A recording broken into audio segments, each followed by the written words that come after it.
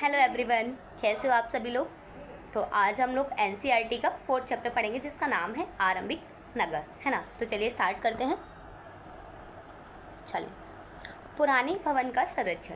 तो जसपाल और हरिप्रीत अपने घर के पास की गली में क्रिकेट खेल रहे थे। उन्होंने देखा कि कुछ लोग खंडहर घर की तारीफ कर रहे थे, जिस गली के बच्चे भूतहा घर कहा करते थे। एक ने कहा, इसकी वास्तुकला को देखो, क्या आपने कहीं लकड़ी पर इतनी सुंदर नक्काशी देखी है। दूसरी महिला ने कहा, हमें मंत्री जी को पत्र लिखकर कहना चाहिए कि इस खूबसूरत घर को सुरक्षित रखने के लिए इसकी मरम्मत कराने की व्यवस्था करें। ठीक है, ये सुनकर जसपाल और हरिप्रीत सोचने लगे कि इस पुराने खंडहर से लोगों को इतना लगाव क्यों हो सकता है ना। तो आइए देखते हैं हड़प्पा की कहानी। तो अक्सर पुरानी इमारत अपनी कहानी बताती है। लगभग 150 साल पहले जब पंजाब में पहली बार रेलवे लाइनें बिछाई जा रही थी, तो इस काम में जुटे इंजीनियरों को अचानक हड़प्पा पुरस्थल मिला, जो आधुनिक पाकिस्तान में है। उन्होंने सोचा कि यह एक खंडहर है जहाँ से अच्छी ईंटें मिलेंगी। यह सोचकर वे हड़प्पा के खंडरों से हजारों ईंटें उखाड़ ले गए, जिससे उन्होंने रेलवे लाइनें बिछाई। इससे कई इमारतें पूरी तरह से नष्ट हो गई थी। ठीक है, उसके बाद लगभग 80 साल पहले पुरातत्वविदों ने इस स्थल को ढूंढा और पता चला कि ये खंडहर जो हैं वो इस उपमहाद्वीप के सबसे पुराने शहरों में से थे। ठीक है, क्योंकि इन नगरों की खोज सबसे पहले हुई थी, इसलिए बाद में मिलने वाले इस तरह के सभी पुरास्थलों में जो इमारतें और चीज़ें मिली हैं उन्हें हड़प्पा सभ्यता की इमारतें कहा गया, क्योंकि सबसे पहले खोजा गया जो स्थल था वो हड़प्पा था, इसलिए उसी के नाम पर इनके नाम रखे गए। ठीक है, इन शहरों का निर्माण जो है लगभग 4700 पहले हुआ था। ये नगर जो हैं वो आधुनिक पाकिस्तान के पंजाब और सिंध प्रांत, भारत के गुजरात, राजस्थान, हरियाणा और पंजाब प्रांतों में मिले हैं। इन सभी स्थलों से पुरातत्वविदों को अनोखी वस्तुएं मिली हैं, जैसे मिट्टी के लाल बर्तन जिन पर काले रंग के चित्र बनाए गए थे, है ना, जिन पर काले रंग के चित्र बने थे, पत्थर के बाट, मोहरे, मनके, तावे के उपकरण और पत्थर के लंबे ब्लेड आदि थे। इन नगरों की विशेषता क्या थी, जो हड़प्पा नगर थे उनकी विशेषता क्या थी, तो आइए देखते हैं। इन नगरों में से कई को 2 या उससे ज़्यादा हिस्सों में विभाजित किया गया था। जैसे हड़प्पा है, मोहनजोदड़ो है, इनको 2 भागों में विभाजित किया गया था, है ना, निचला दुर्ग और ऊपरी दुर्ग। और धौलावीरा है जो गुजरात में है, उसको 3 भागों में विभाजित किया गया था। ठीक है, प्राय पश्चिमी भाग छोटा था लेकिन ऊंचाई पर बना हुआ था, जो टीले पे बना था। ठीक है, पूर्वी हिस्सा बड़ा था लेकिन ये निचले इलाकों में था। ऊंचाई वाले भाग को पुरातत्वविदों ने नगर दुर्ग कहा और निचले हिस्से को निचला नगर कहा। दोनों हिस्सों की 4 दीवारियों पक्की ईंटें की बनाई जाती थी। इसकी ईंट इतनी अच्छी थी कि हजारों साल बाद आज तक उनकी दीवारें खड़ी रहीं। दीवारें बनाने के लिए ईंटों की चिनाई इस तरह करते थे जिससे कि दीवार खूब मजबूत रहे। ठीक है, कुछ नगरों के नगर दुर्ग में कुछ खास इमारतें बनाई गई थी।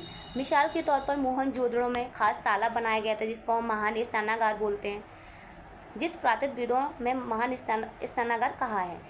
इस तालाब को बनाने में ईंट और प्लास्टर का इस्तेमाल किया गया था। इसमें पानी के रिसाव के लिए प्लास्टर के ऊपर 4 फुट की परत चढ़ाई गई थी। इस सरोवर में उतरने के लिए ना दोनों तरफ सीढ़ियाँ थी। ठीक है, उत्तर और दक्षिण में, और चारों ओर इसके कमरे बनाए गए थे। इसमें जो पानी आता था वो आता था कुएं से। ठीक है, याद रखना इसको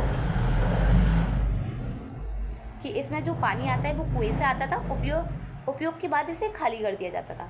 शायद यहाँ विशिष्ट नागरिक विशेष अवसरों पर स्नान किया करते थे। आइए देखते हैं, ये मैप है, देखो, है ना, ये सिंधु नदी के पास मोहनजोदड़ो है ना, चलहुदड़ो धौलावीरा गुजरात में है, सुरकोटदा लोथल जो बंदरगाह रहा करता था, गवेरी वाला है, ये मैच करने के लिए एक बार यूपीएससी में दिया है, गुजरात में। ठीक है, कालीबंगा राखीगढ़ी हरियाणा में है, हड़प्पा। ठीक है, तो इनको याद रखिएगा कौन कहाँ है इस तरह। ठीक है, कालीबंगा और लोथल जैसे अन्य नगरों में अग्निकुंड मिले हैं जहाँ समयतः यज्ञ किए जाते होंगे। हड़प्पा, मोहनजोदड़ो और लोथल जैसे कुछ नगरों में बड़े बड़े भंडार गृह मिले हैं। तो याद रखना, भंडार गृह जो हैं अनाज रखने, वो कहाँ कहाँ मिले हैं, तो हड़प्पा में मिले हैं, मोहनजोदड़ो और लोथल जैसे कुछ नगरों में। तो इन तीनों का नाम तो याद ही रखना है, हड़प्पा, मोहनजोदड़ो और लोथल। ये है महान स्नानागार जो मोहनजोदड़ो में मिला है। ठीक है, देखिए यहाँ दोनों तरफ सीढ़ियाँ हैं, ये देखिए यहाँ है और यहाँ है, और यहाँ पानी किससे भरा जाता था, तो एक कुएं से भरा जाता था, है ना। भवन, नाले और सड़कें। इस नगरों के घर आमतौर पर 1 या 2 मंजिल होते थे। घर की आंगन के चारों ओर कमरे बनाए जाते थे, यानी जैसे ये आंगन है तो इसके चारों ओर क्या, इसके चारों ओर कमरे बनाए जाते थे, ठीक है, ऐसे। और कुछ घरों में कुएं भी होते थे। कई नगरों में ढके हुए नाले थे। इन्हें सावधानी से सीधी लाइन में बनाया जाता था। हर नाली में हल्की ढलान होती थी ताकि पानी आसानी से बह सके। अक्सर घरों की नालियों को सड़कों की नालियों से जोड़ दिया जाता था। जैसे आज भी देखा है कि जो घर की नालियाँ होती हैं वो मुख्य सड़क होती है उसके साथ चलने वाली जो नालियाँ हैं उससे जोड़ देते हैं, ठीक है। तो उस टाइम भी ये होता था। बाद में बड़े नालों में मिल जाती थी। नालों के ढके होने के कारण इन्हें जगह जगह पर मैनहोल बनाए गए थे ताकि इनकी सफाई होती रहे, जिनके जरिए इनकी देखभाल और सफाई की जा सके। घर, नाले और सड़कों का निर्माण जो है योजनाबद्ध तरीके से एक साथ ही किया जाता था, है ना। नगरीय जीवन कैसा था, तो आइए देखते हैं। हड़प्पा की नगरों में बड़ी हलचल रहा करती थी। यहाँ पर ऐसे लोग रहते होंगे जो नगर की खास इमारतें बनाने की योजना में जुटे रहते थे। यहाँ संभवतः यहाँ के शासक थे। यह भी संभव है कि ये शासक लोगों को भेजकर दूर दूर से धातु, बहुमूल्य पत्थर और अन्य उपयोगी चीज़ें मंगवाते थे। शायद शासक लोग खूबसूरत मनकों तथा सोने चांदी से बनी आभूषण जैसी कीमती चीज़ों को अपने पास रखते होंगे। इन नगर में लिपिक भी होते थे जो मोहरों पर लिखते थे। तो इसको याद रखना कि लिपिक कौन है, किसको बोल रहे हैं लिपिक, ठीक है। तो बोल रहे हैं किसको, जो मोहरों पर लिखते हैं या फिर कोई भी अन्य चीज़ है उस पर लिखते हैं, तो उनको हम बोलते हैं लिपिक, ठीक है। इसके अलावा नगरों में शिल्पकार, स्त्री पुरुष भी रहते थे जो अपने घरों या किसी उद्योग स्थल पर तरह तरह की चीज़ें बनाते थे। लंबी यात्राएं भी करते थे और वहाँ से उपयोगी वस्तुएं लाते थे और साथ ही लाते थे सुदूर देश की किस्से कहानियाँ। मिट्टी से बने कई खिलौने भी मिले हैं जिनसे बच्चे खेलते होंगे।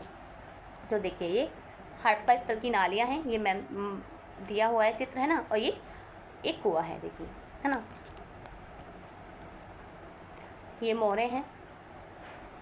ये खिलौने मिले थे हड़प्पा स्थल में, हड़प्पा, मोहनजोदड़ो, वहाँ से जो खिलौने प्राप्त हुए हैं मिट्टी के, वो यहाँ दिए हुए चित्र, ठीक है। नगर और नए शिल्प। आओ अब कुछ ऐसी चीज़ों के बारे में अध्ययन करें जो हड़प्पा के नगरों में से प्राप्त हुई हैं।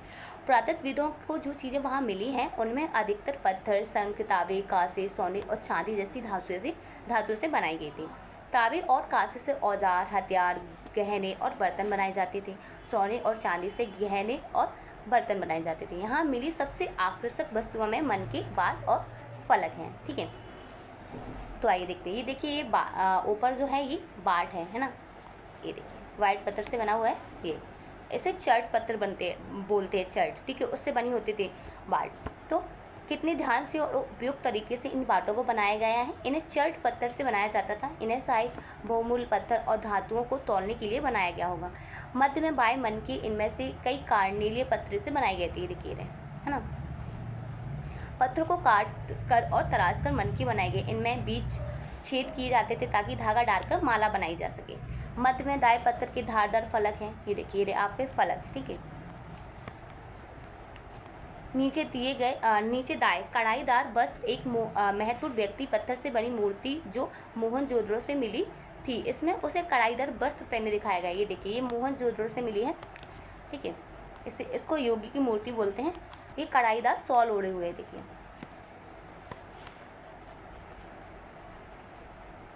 हड़प्पा सभ्यता के लोग पत्थर की मोहरें बनाते थे। इन आयताकार मोहरों पर सामान्यतः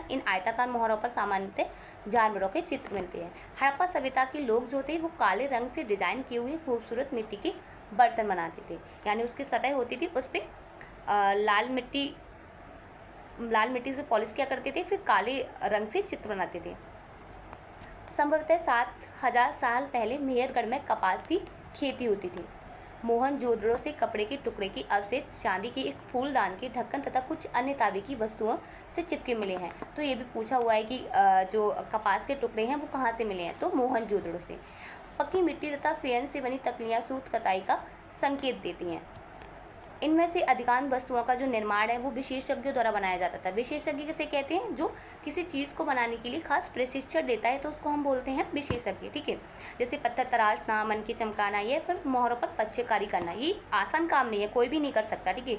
जो विशेषज्ञ होगा, जिसने सीखा होगा, वो इस काम को कर सकता है। चित्र देखो कि मूर्ति का चेहरा कितना आकर्षक ढंग से बनाया गया है, जो अभी हमने ऊपर देखी थी, और उसकी दाढ़ी कितनी अच्छी तरह से दर्शाई गई है। यह किसी विशेषज्ञ मूर्तिकार का ही काम हो सकता है, जिसने इसको सीखा होगा। हर व्यक्ति विशेषज्ञ नहीं हो सकता। हमें यह भी पता नहीं है कि क्या सिर्फ पुरुष ही ऐसे कामों में प्रशिक्षण हासिल करते थे या फिर केवल महिलाएं। शायद कुछ महिलाएं और पुरुष दोनों ही इस काम में दक्ष थे। अब ये फेयर्स क्या होता है, तो इसको याद रखिएगा, ठीक है। फेयर्स ये आ सकता है पूछने के लिए कि फेयर्स क्या है। तो ये पत्थर और संग प्राकृतिक तौर पर पाए जाते हैं, लेकिन फेयर्स क्या होता है, ये कृत्रिम तरीके से बनाया जाता है। इसमें बालू होता है, पत्थर का चूड़ होता है और गोंद, इसको मिलाकर फिर इससे वस्तुएं बनाई जाती हैं। उसके बाद उन वस्तुओं पर एक चिकनी परत चढ़ाई जाती है। इस चिकनी परत की जो रंग होता है वो प्राय नीले या हल्के समुद्री हरे होते हैं। फेयन से मनके, चूड़ियाँ, बाले और छोटे बर्तन बनाए जाते थे। कच्चे माल की खोज में, तो कच्चे माल उन पदार्थों को कहते हैं जो प्राकृतिक रूप से हमको मिलते हैं, या फिर किसान पशुपालक उनका उत्पादन करते हैं, जैसे लकड़ी है ना, धातुओं के अयस्क हैं, ये प्राकृतिक रूप से मिलते हैं। इनमें फिर भी कई तरह की चीज़ें बनाई जाती थी, इनसे कई तरह की चीज़ें बनाई जाती थी। मिसाल के तौर पर किसान द्वारा पैदा किया गया कपास को कच्चा माल कहते हैं, जिससे बाद में कताई बुनाई करके कपड़ा बनाया जाता है। हड़प्पा में लोगों को कई चीज़ें वही मिलती थी, लेकिन तावा, लोहा, सोना, चांदी, बहुमूल्य पत्थर जैसे पत्थरों को वो दूर दूर से आयात करते थे, उनको मंगाते थे।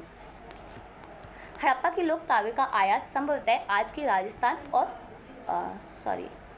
हड़प्पा के तांबे का आयात संभवतः आज के राजस्थान से करते थे या फिर ओमान से करेंगे, ठीक है। पश्चिम एशिया में जो देश है ओमान, वहाँ से। तो तांबे का आयात कहाँ से होता था, या तो राजस्थान से या ओमान से, ठीक है।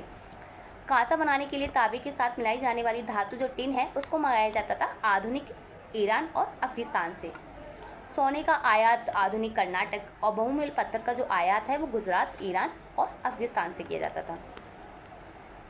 चीज़ों को एक जगह से दूसरी जगह कैसे ले जाया जाता है, इन चित्रों को देखो। एक खिलौने हैं और दूसरी एक मोहर, है ना। देखिए खिलौने हैं, तो इसमें खिलौने में देखिए पहिए को दर्शाया गया है। तो दिखाया गया है कि उस टाइम पहिए का ज्ञात हो गया था, है ना, तो वो इसका प्रयोग करते थे। ये मोहर है जिसमें नाव का चित्र दिखाया गया है। क्या तुम बता सकते हो कि हड़प्पा के लोग यातायात के लिए किन साधनों का प्रयोग करते थे?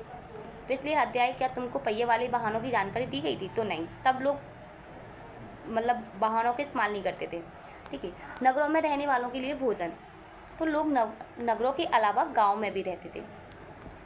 वे अनाज उगाते थे और जानवर पालते थे। किसान और चरवाई ही शहरों में रहने वाले शासकों, लेखकों और दस्तकारों को खाने के सामान देते थे। जैसे आज भी कई शहर हैं, तो वहाँ अनाज आता है वो कहाँ से उपलब्ध होता है, जो गांव में जो किसान हैं वो खेती कर रहे हैं, तो वहाँ से वो अनाज जाता है शहरों के लिए, है ना। फिर उसका जो शहरों में रहने वाले लोग हैं वो इसका प्रयोग करते हैं, तो है ना। वैसे ही यहाँ भी था। पौधों के अवशेषों से पता चलता है कि हड़प्पा के लोग गेहूँ, जौ, दालें, मटर, धान, तिल और सरसों उगाते थे। जमीन की जुताई के लिए हल का प्रयोग एक नई बात थी। हड़प्पा काल के हल तो नहीं बच पाए, नहीं बच पाए क्योंकि वे प्राय लकड़ी से बनाए जाते थे, लेकिन हल के आकार के खिलौने मिले हैं, जिससे पता चलता है कि ये लोग हल का प्रयोग करते थे। इस क्षेत्र में बारिश कम होती है, इसलिए सिंचाई के लिए लोगों ने कुछ तरीके अपनाए होंगे। संभवतः पानी को संचय किया होगा, यानी एकत्रित किया होगा, जरूरत पड़ने पर उससे फसलों की सिंचाई की जाती होगी। बच्चों का खिलौना हल। आज हल चलाने वाले ज़्यादातर किसान पुरुष होते हैं। हमें ज्ञात नहीं है कि क्या हड़प्पा में भी यही प्रथा थी। हमको नहीं पता कि हड़प्पा में जो हल थे वो कौन चलाता था। हो सकता है पुरुष चलाते हों, ये भी हो सकता है कि महिलाएं भी चलाती हों, ठीक है। हमारी महिलाएं क्या किसी से कम है, ठीक है। अरे एक मिनट, आइए आगे देखते हैं। हड़प्पा के लोग गाय, भैंस, भेड़, बकरियां पालते थे। बस्तियों के आसपास तालाब और चारागाह होते थे, लेकिन सूखे महीनों में मवेशियों के झुंडों को चारा पानी की तलाश में दूर दूर तक जाना होता था, ठीक है। वे बेर जैसे फलों को इकट्ठा करते थे। अब बताइए, जो लोग फल, फूल, जड़ इकट्ठा करते हैं उनको क्या कहते हैं, ठीक है। मछलियाँ पकड़ते थे और हिरन जैसे जानवरों का शिकार भी करते थे। तो इनको हम क्या कह के बुलाएंगे, ये आपको बताना है। ये मैंने आपको फर्स्ट एंड सेकंड चैप्टर में बताया था। गुजरात में हड़प्पाकालीन नगर का सूक्ष्म निरीक्षण। तो आइए हम देखेंगे गुजरात में जो हड़प्पाकालीन जो स्थल हैं उनको। कच्छ के इलाके में खादिर बेद के किनारे धौलावीरा नगर बसा हुआ है। ये याद रखना, ये 3 भागों में बटा हुआ है। बाकी सारे जितने भी स्थल हैं और जैसे हड़प्पा है, मोहनजोदड़ो है, वो दो भागों में बटे हुए थे, ये 3 भागों में बटा हुआ है, ठीक है। वहाँ साफ पानी मिलता था और ज़मीन उपजाऊ थी। जहाँ हड़प्पा सभ्यता के कई नगर 2 भागों में विभक्त थे, वहीं धौलावीरा नगर को 3 भागों में बांटा गया था। इसके हर हिस्से के चारों ओर पत्थर की ऊंची दीवारें बनाई गई थी। इसके अंदर जाने के लिए बड़े बड़े प्रवेश द्वार भी थे, ठीक है। इस नगर में एक खुला मैदान भी था। ऐसा लगता है कि यहाँ सार्वजनिक कार्यक्रम है वो आयोजित किए जाते होंगे। जैसे आज भी कई मैदान होते हैं जहाँ सार्वजनिक कार्यक्रम आयोजित किए जाते हैं, वैसे ही यहाँ भी होता होगा। यहाँ मिले कुछ अवशेषों में हड़प्पा लिपि की बड़े बड़े अक्षरों को पत्थरों से खुदा पाया गया है। इन अभिलेखों को संभवतः लकड़ी से जड़ा गया था। यह एक अनोखा अवशेष है, क्योंकि आमतौर पर हड़प्पा के जो लेख हैं वो हमें मोहरों पर ही मिलते हैं, है ना, जैसे छोटी वस्तुओं पर। लेकिन हमको जो ये मिला है हड़प्पा लिपि के बड़े अक्षरों पर, ये बड़ा है थोड़ा सा। गुजरात की खंभात की खाड़ी में मिलने वाली साबर नदी की एक उपनदी है, उसके किनारे बसा है लोथल नगर, ठीक है, जहाँ कीमती पत्थर जैसे कच्चा माल आसानी से मिल जाता था। यहाँ पत्थरों, शंख और धातु से बनाई गई चीज़ों का एक महत्वपूर्ण केंद्र था। इन नगरों में एक भंडार गृह भी था। इस भंडार गृह से कई मोहरों, मुद्रांकन या मोहरबंदी मिली है। लोथल का बंदरगाह, यह बड़ा तालाब लोथल का बंदरगाह रहा होगा, जहाँ समुद्र के रास्ते आने वाली नावें रुकती थी। संभवतः यहाँ पर माल चढ़ाया उतारा जाता होगा, है ना। ये देखिए, ये है लोथल का बंदरगाह, ये दिखाया गया है ना। यहाँ पर एक इमारत मिली है जहाँ संभवतः मनके बनाने का काम होता था, ठीक है। लोथल से पत्थर के टुकड़े, अधबने मनके बनाने वाले उपकरण और तैयार मनके भी यहाँ मिलते हैं। आइए अब देखते हैं मुद्रा और मुद्रांकन या मोहरबंदी। तो आइए, इनका जो प्रयोग है वो होता था सामान भरे डिब्बों या थैलों को चिन्हित करने के लिए। जैसे आज देखा होगा सील लगाई जाती है ना, वैसे ही उसी तरह इनका प्रयोग होता था, जिन्हें एक जगह से दूसरी जगह भेजा जाता था। थैलों को बंद करने के बाद उनके मुहानों पर गीली मिट्टी पोत कर उन पर मोहर लगाई जाती थी। मोहर की छाप को बोलते हैं मोहर बंदी, ठीक है। अगर ये छाप टूटी नहीं होती थी तो ये साबित हो जाता था कि सामान के साथ कोई छेड़छाड़ नहीं हुई है रास्ते में, ठीक है। सभ्यता के अंत का रहस्य। तो आइए देखते हैं कि जो हमारी इतनी महान सभ्यता थी उसका नष्ट कैसे हुई, है ना। लगभग 3900 साल पहले एक बड़ा बदलाव देखने को मिलता है। अचानक लोगों ने इन नगरों को छोड़ दिया, मतलब, है ना, क्या किया, अचानक लोगों ने इन नगरों को छोड़ दिया। लेखन, मोहर, बाटों का प्रयोग बंद हो गया। दूर दूर से कच्चे माल का जो आयात होता था वो भी कम हो गया। मोहनजोदड़ो में सड़कों पर कचरों के ढेर बनने लगी। जल निकास प्रणाली थी वो भी नष्ट हो गई। सड़कों पर ही झुग्गी नुमा घर बनाए जाने लगे। ये सब क्यों हुआ कुछ पता नहीं है, लेकिन कुछ विद्वानों का कहना है कि नदियाँ सूख गई होंगी, है ना, जंगलों का विनाश हो गया था, इसी कारण ये सकता है। ईंट पकाने के लिए ईंधन की ज़रूरत पड़ती थी। इसके अलावा मवेशियों के बड़े झुंडों से चारागाह और घास वाले मैदान समाप्त हो गए होंगे। कुछ इलाकों में बाढ़ आ गई, लेकिन इन कारणों से यह स्पष्ट नहीं होता कि सभी नगरों का अंत कैसे हो गया, क्योंकि ये सब जो हुआ होगा वो कुछ ही स्थानों पर हुआ होगा, है ना, सभी स्थानों पर तो एक साथ नहीं हो सकता है, क्योंकि बाढ़ और नदियों के सूखने का जो असर है कुछ ही इलाकों में हुआ होगा। ऐसा लगता है कि शासक का नियंत्रण समाप्त हो गया। जो भी हुआ हो, परिवर्तन का असर बिल्कुल दिखाई देता है। आधुनिक पाकिस्तान के सिंध और पंजाब की बस्तियां उजड़ गई थीं। कई लोग पूर्व और दक्षिण के इलाकों में नई और छोटी बस्तियां बसाकर रहने लग गए थे। इसके लगभग 1400 साल बाद नए नगरों का विकास हुआ। इनके बारे में हम आगे पढ़ेंगे 6 और 9 सेक्टर में, ठीक है। आइए इसमें कुछ अन्यत्र में आइए देखते क्या दिया गया है। तो अपने एटलम में मिस्र को ढूंढना है। जाइए अफ्रीका में और देखिए कि मिस्र कहाँ है, ठीक है। नील नदी के आसपास वाले इलाकों को छोड़कर मिस्र का अधिकांश भाग रेगिस्तान है। लगभग 5000 साल पहले मिस्र में शासन करने वाले राजाओं ने सोना, चांदी, हाथी दांत, लकड़ी और हीरे जवाहरात लाने के लिए अपनी सेनाएं दूर दूर तक भेजी। इन्होंने बड़े बड़े मकबरे बनवाए जिन्हें पिरामिड के नाम से जाना जाता है। राजाओं के मरने पर उनके शवों को इन्हीं पिरामिडों में दफनाकर सुरक्षित रखा जाता था। इन शवों को मम्मी कहा जाता है। उनके शवों के साथ और अनेक चीज़ें दफनाई जाती थी। जैसे हमने देखी थी कि कब्र होती थी, उनमें सामान रख दिया जाता था, है ना, उनको दफना दिया जाता था। वैसे भी यहाँ भी होता था। इनमें खाद्यान्न, पेय, वस्त्र, गहने बर्तन, वाद्य यंत्र, हथियार और जानवर शामिल हैं। कभी कभी शव के साथ उनके सेवक और सेविकाओं को भी दफनाया जाता था। दुनिया के इतिहास में शवों को दफनाने की परंपरा को देखते हुए मिस्र में सबसे ज़्यादा धन दौलत खर्च किया जाता था। ये देखिए, ये है पिरामिड, है ना, ये देखिए कितने बड़े बड़े बनाए गए हैं, ये देखिए।